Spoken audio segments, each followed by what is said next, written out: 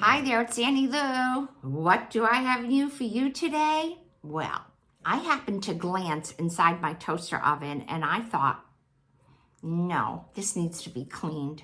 So I am going to show you how I cleaned it, what I used to clean it, and I have to admit that I will not be using that method again because it took a very long time. Let's take a look inside the oven. For some reason, I was cleaning out the bottom crumb tray and I said, oh my word, this is like pretty bad in there. So about 2 years ago, I did a how to clean your oven video, and I cleaned Debbie's oven in her RV. I am going to use the same recipe. I'm going to cut it in half. The recipe I am following calls for 3/4 of a cup of baking soda. And I keep baking soda in my kitchen in this sugar container, and I use it instead of like Ajax. So let's measure that out. I used to be in 4-H, and they would have what they call a demonstration night.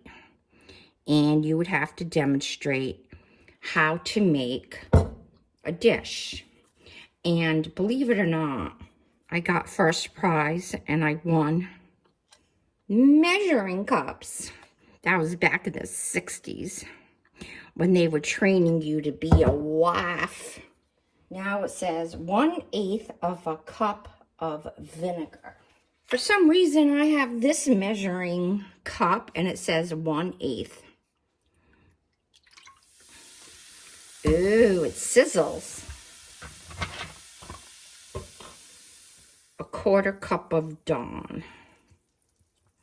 And I shall mix this up. Ooh, how pretty the color is. I am ready now to coat the inside of my toaster oven with the mixture. There are no hazardous chemicals in this recipe. I am going to use my glove to put it on. The very back of the oven is really splattered, and so are the sides. So I am going to frost the inside of the oven. I did decide to go and get a sponge. Trying to stay away from the vents. There are vents over here. So I have this well coated, and I also coated the front door.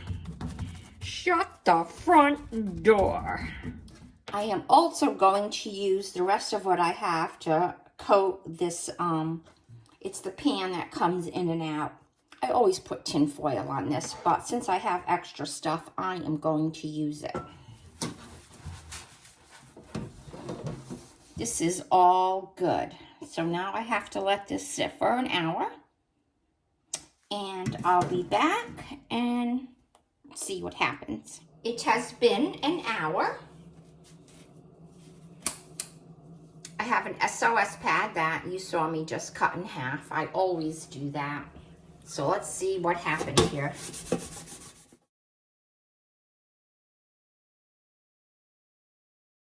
I have the scrub brush that I use. I think this is as clean as it is going to come. Let's see what's happening over here. I have a spritzer bottle that I only have water in. Let's give it a spritz.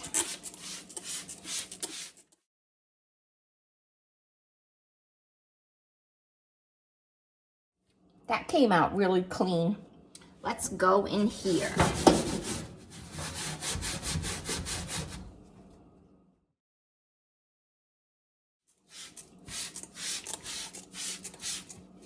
This is not an easy clean. I think I am just going to spray it with water, clean it out the best I can, and that's it. Not being a Stepford wife today.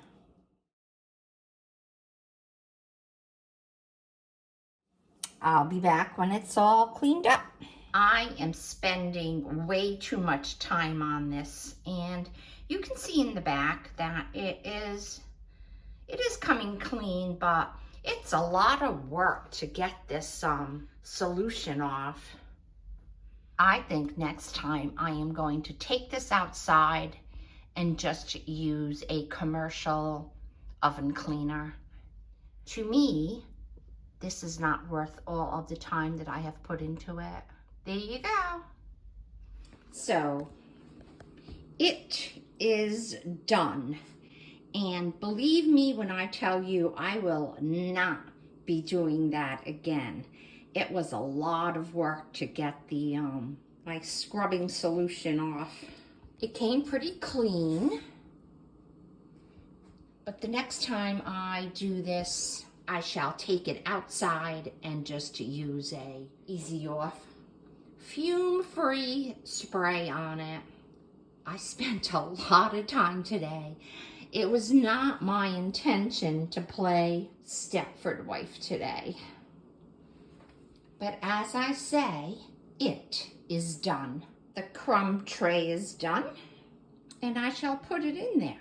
Thank you for watching my video on how I cleaned my nasty toaster oven. Once I noticed that it was like so bad, I just had to clean it. Now, we do not use our big oven hardly at all, so that oven does get a lot of use. It's only 2 of us. It's only Lou, Richie, and me, so it saves a lot of energy, and all my frying pans are in the oven. You take care. Don't forget to like, subscribe, comment, and share. Bye-bye.